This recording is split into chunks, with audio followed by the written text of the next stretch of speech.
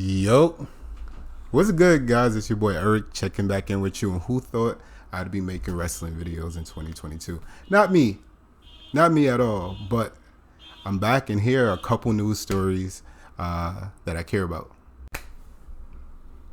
And our first story of the day is Walter.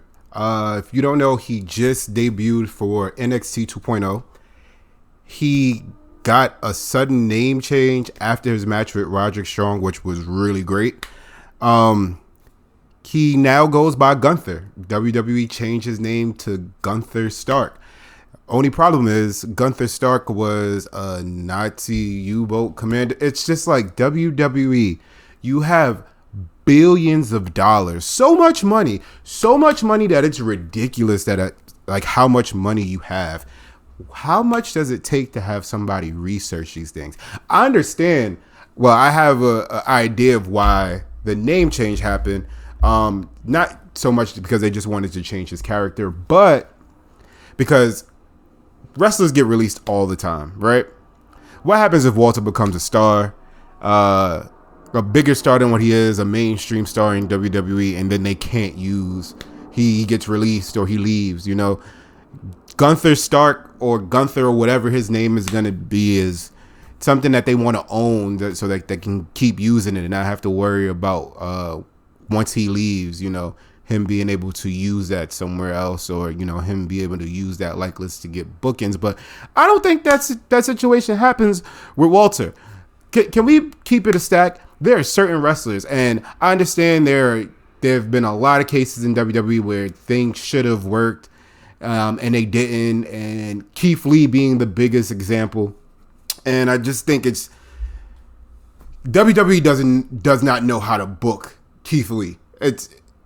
I understand the health things kind of derailed him and stuff like that. All peace and blessings to the health, but it's just they could not do it. I don't think they could have done it. But Walter is what WWE wants. Walter is a big fucking white. Have you seen Walter? There's some people who can just get over, and Walter is going to make every babyface opponent that he feuds with look like $1 million.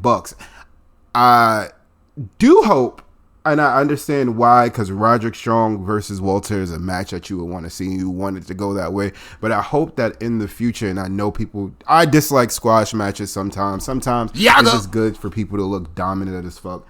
But, you know, I don't want to see Walter getting thrown around. Like, Walter is a big... Let's edit in. Roll that footage. Junior, look at this.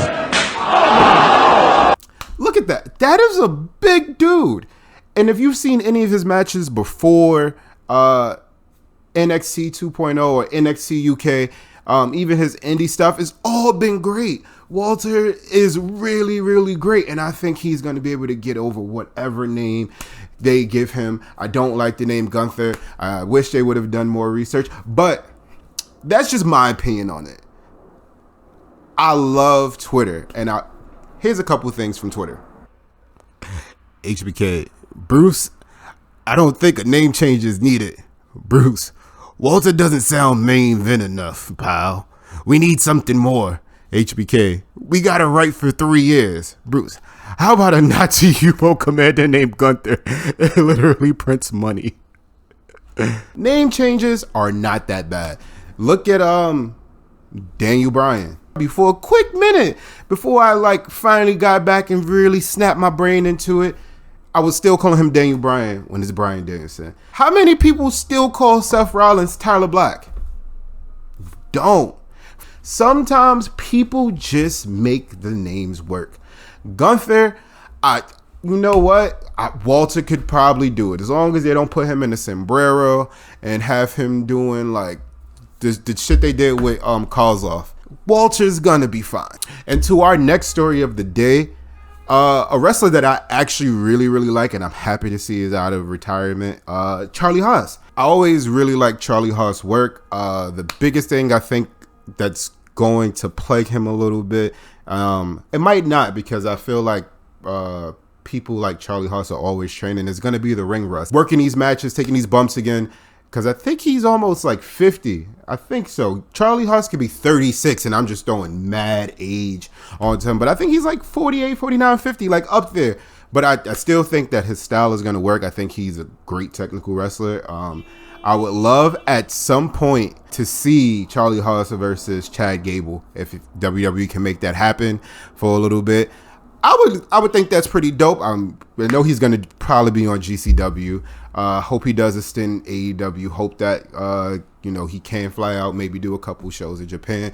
I know ROH happily is great news. They're opening back up, and they're going to be something.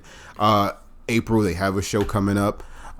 So it's a lot of indies still out here. So it's a world of opportunity for Charlie Haas, and I hope to see great success from him. I hope to see a lot of his matches, and I hope to see him on our TVs very, very soon. And for my last story of the day, I had another one, but I feel like this one is important. It was requested by Adams Linscap. He's been asking me to do videos on wrestling for a while, and mostly he says that I'm not critical of AEW or AEW fans. So this is not so much criticism of AEW. It's just of people I don't actually consider fans. So if you guys don't know, maybe like 2 weeks ago, a week ago, Big Swole, well, maybe like a month ago, Big Swole was released. They dropped her statement. Tony Khan was like, yo, she'll always be family. She drops her statement, time will always be good there. Maybe 2 weeks after that, she said that she felt like AEW had a diversity problem. Whether you feel like AEW has a diversity problem or not, Tony Khan's response, the first response he gave when she initially left the company, was great. The second one, where he felt like he had to fire back, was not so great. If you did decide to cut because you felt like the wrestling wasn't up to par, then that is completely fine. That is up to you. It is your company. It's up to you to make that decision. But you didn't have to say that on Twitter. You could say that you respected her opinion and you don't agree, but you respectfully disagree and feel like AEW is going to do more for diversity, which I feel like AEW personally is very, has a lot of diversity, but that, again, is her opinion. She worked there. I am not a person to say that her opinion is wrong. But for you fans that are on Twitter, Facebook, whatever, the trolls, you're weird. You're being weird. At the end of the day, these people are performers. This is a TV show that we're watching. And if you're watching live and it's indie, this is a performance.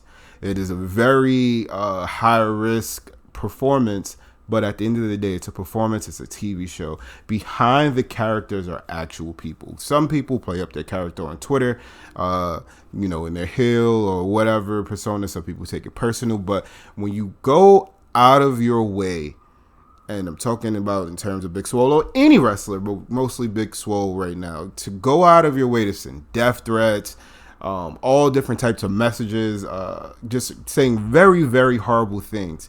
It's never that deep. You're being fucking weird. It's getting to a point where you're not being a fan. You're being a fanatic. Look at me. Stop being weird. All right. Mental health is extremely important. And those people with mental health that go and bust their ass, whether you feel like they're the best in the world or they fucking suck, just be respectful about it. You can say the character sucks. You can say that their wrestling sucks. But when you start to do personal attacks and start to just go way out of pocket, get racist and death threats, just a spew of bullshit. Shit is nasty. And we can be critical of the show. We can be critical of the matches. We can be critical of the characters, but we're never supposed to be critical of the actual person if they didn't do nothing in real life. That's not wrestling. If niggas was just chilling, and it was just like, your favorite wrestler was just like, I smack babies from time to time. The person behind the character, if they actually slapping babies, way too much. Don't do that. But if it's just in character or whatever, cool, we get that. It's wrestling. Be nicer to people. Leave Big Swole the fuck alone. And I hope that she has an amazing and wonderful career. I hope her and Tony Khan at some point can pack shit up.